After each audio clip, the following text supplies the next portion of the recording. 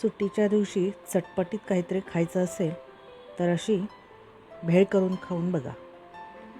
ज्वारीच्या कुरमुऱ्याची ही भेळ बनवलेली आहे. तांदळाच्या कुरमुऱ्यापेक्षा ज्वारीचा कुरमुरा थोडासा वेगळा आहे, चवीलाही वेगळा आहे.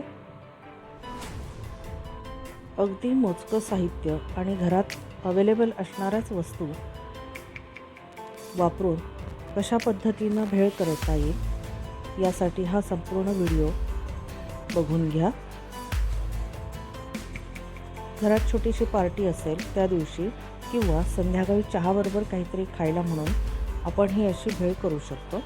पटकन होणारी रेसिपी आहे आणि आपल्या घरात हे सगळं साहित्य असतंच, त्यामुळे याच्यासाठी काही फार असं बाहेरून आणण्याची गरज नाही.